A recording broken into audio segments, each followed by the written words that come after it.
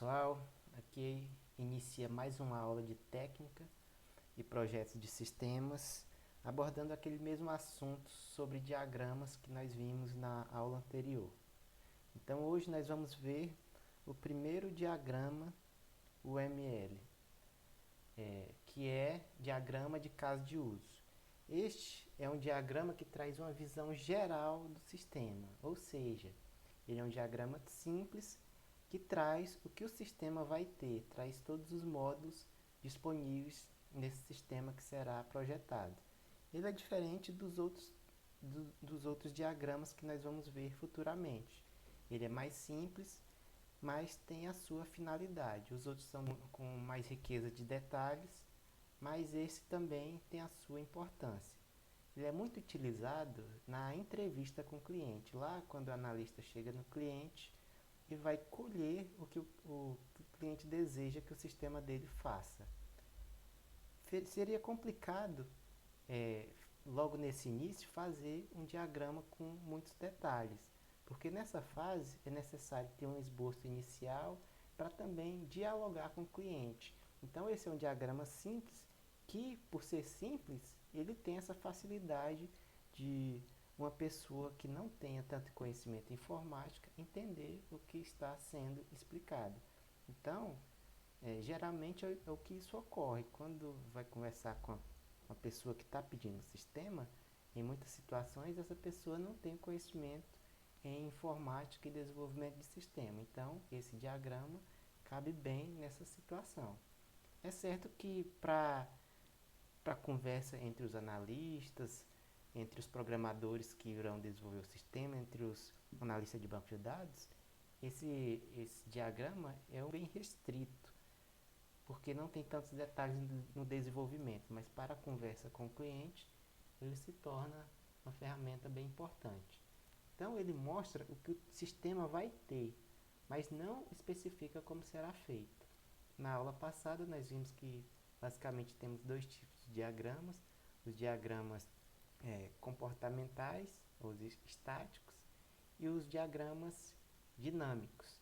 Então esse é um diagrama estático, que ele simplesmente mostra os módulos do sistema, mas não mostra como será feito as ações para realizar um procedimento no sistema. Então ele é classificado como diagrama estático. É indicado para desenvolver diversos tipos de sistemas.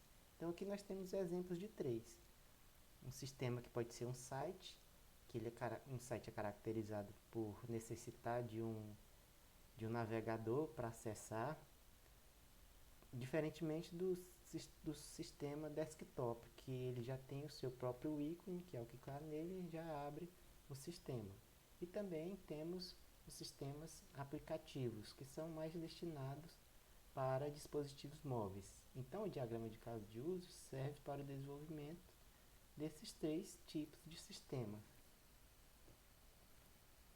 Então, mesmo sendo simples, qual é a importância do caso de uso? Aqui, lembrando que escopo é a estrutura do projeto. Definir o escopo é definir, de uma forma geral, o que vai ter dentro desse meu sistema. Ele possibilita visualizar de uma forma ampla o que o sistema terá, quais são os módulos desse sistema. E ele também é importante para definir quais são os papéis de cada pessoa no contato com esse sistema. Em uma organização, ela é composta por diversos profissionais. Por exemplo, dentro de uma empresa, nós temos os atendentes, nós temos os gerentes, nós temos os supervisores. Cada um dessas pessoas terá um papel na interação com esse sistema. E o diagrama de caso de uso mostra o que cada um desses profissionais fará ou qual módulo ele terá contato. Um diagrama de caso de uso, basicamente, ele é dividido entre três módulos. Primeiro elemento é o sistema, os atores, os casos de uso e os relacionamentos. Então, o sistema ele é representado por um retângulo, como nós podemos ver aqui, com o nome do sistema aqui em cima. Esses elementos nós iremos ver posteriormente quando nós fizermos um exemplo na prática aqui. Então, o primeiro elemento é o sistema, que ele é representado por um retângulo, e todos os elementos do sistema ficará interno a esse retângulo aqui. Depois nós temos os atores. Os atores são as pessoas ou elementos que têm interação, ou seja, comunicação com o nosso sistema. Um ator pode ser tanto uma pessoa quanto sensor ou até mesmo outro sistema. Então, para definir ator, é tudo aquilo que envia informação e busca informação do sistema. Aqui nós temos um exemplo, nós temos uma pessoa que é um cliente. Esse cliente pode enviar informações para o sistema, por exemplo, solicitando o saldo da conta bancária. Isso é um ator. Mas um ator também pode ser outro sistema. Se tivermos um sistema paralelo a esse que se comunica com esse sistema, então esse sistema externo seria um ator, ou até mesmo um sensor. Se em uma fazenda tem um sensor de temperatura que manda ligar as bombas de irrigação da lavoura quando chega a determinada temperatura, esse sensor é considerado um ator, porque ele manda informação para o sistema vai atuar fazendo alguma operação.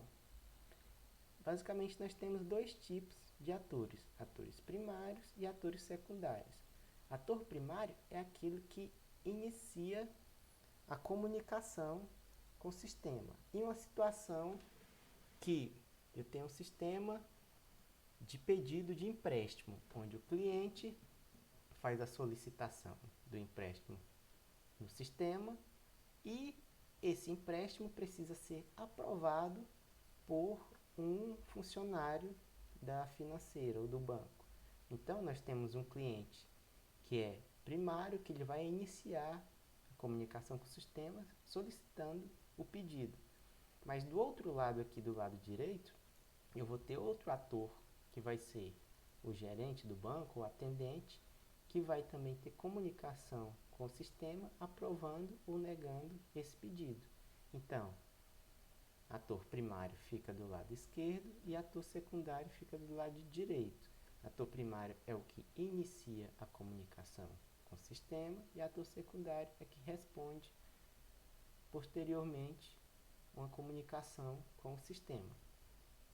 Casos de uso é cada ação que o sistema possibilita fazer. Por exemplo, nós temos fazer login, é um caso de uso. Consultar saldo, outro caso de uso. Excluir dados, outro caso de uso. Então, caso de uso é tudo que o sistema possibilita fazer. Lembrando que, por padrão, ele começa sempre com um verbo. Por exemplo, fazer login, consultar dados, excluir dados, fazer consulta.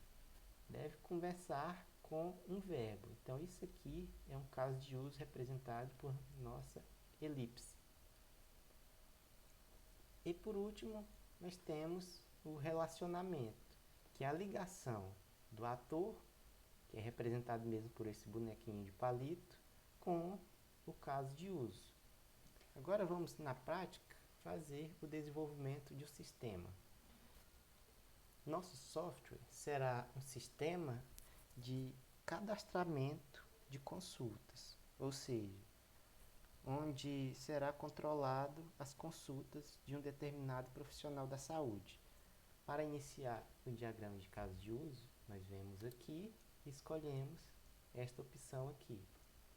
Esse sistema será da seguinte forma: um cliente chegará no aplicativo e observará quais são as datas disponíveis, os horários disponíveis desse profissional e realizará uma solicitação de consulta.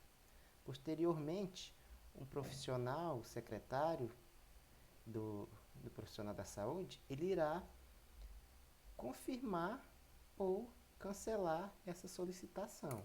Então, o agendamento da consulta não é algo automático. Primeiro, o cliente solicita e o secretário do médico vai aprovar ou cancelar. Primeiramente, nós temos que colocar o retângulo que representa o nosso sistema. Vou denominar aqui o sistema de agendamento médico. Este é o nome do nosso sistema. Então, nós temos dois autores ligados diretamente nesse sistema. Um é o cliente e o outro é o secretário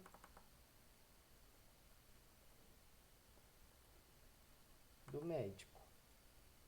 Esses são os dois atores que terão interação com o sistema. Este aqui é um ator primário, pois ele que iniciará a comunicação com o sistema, e o secundário, que é o secretário que aprovará ou cancelará a solicitação.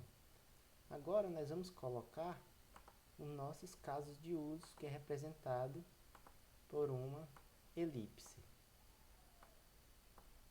O cliente, para fazer a solicitação, ele primeiro precisa consultar a agenda do médico para saber os horários disponíveis. Então, temos um caso de uso chamado consultar a agenda. Lembrando que deve começar com o verbo. E também o nosso cliente, após fazer a consulta, ele irá solicitar a consulta. Este é o outro caso de uso. Agora nós vamos fazer as ligações dos relacionamentos, que é representado por esta linha. O cliente consulta a agenda, este é um relacionamento. Mas também o cliente solicita a consulta, outro relacionamento. Da mesma forma, o secretário também tem a possibilidade de consultar a agenda do médico. E também podemos colocar a opção para solicitar uma consulta, caso o próprio secretário queira marcar uma consulta para algum cliente que fez a solicitação por telefone. Também o secretário tem acesso a esta opção. Agora, temos que colocar outras opções que são do secretário, que o secretário tem que ter a possibilidade de confirmar uma solicitação. Colocamos então outro caso de uso, confirmar consulta. Nesse caso de uso, chamará confirmar consulta, e somente o secretário terá acesso a esta opção, pois somente o secretário aprova uma solicitação de consulta. E também temos que ter a opção para cancelar esta uma consulta. Caso o profissional da saúde não esteja lá, caso o médico não esteja disponível, ele pode cancelar esta consulta.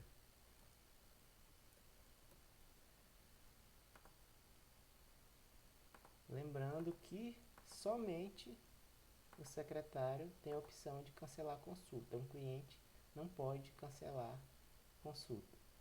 Para ter segurança, nós precisamos ter uma forma de restrição. O cliente ele não precisa logar no sistema para realizar o cadastro de uma solicitação de consulta, até porque é simplesmente uma solicitação.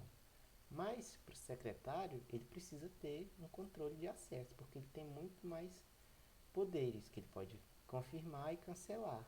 Então, para o secretário, nós temos que ter uma opção de fazer login. pois ele tem mais privilégios. Então eu ligo, secretário, vou fazer login. Como o cliente irá simplesmente solicitar uma consulta, ele só tem a opção de consultar a agenda e solicitar a consulta. Já o nosso secretário, após realizar o login, ele pode consultar a agenda do médico, solicitar uma consulta para algum cliente, confirmar uma consulta e até mesmo cancelar. Então esta é a estrutura de um caso de uso, onde nós temos o sistema, com o nome do sistema aqui em cima, nós temos um ator primário, temos o ator secundário, lembrando que nós podemos ter outros atores, podemos ter mais de um ator primário, podemos ter simplesmente um ator primário sem ter ator secundário, a quantidade de atores e a localização deles podem mudar. Nós temos aqui os casos de uso e os relacionamentos, que são as ligações dos casos de uso com os determinados atores. Então, isso aqui foi um exemplo simples. Nas aulas posteriores, nós veremos mais detalhes, outras funcionalidades do caso de uso, mas, por enquanto, ficamos por aqui e até a próxima.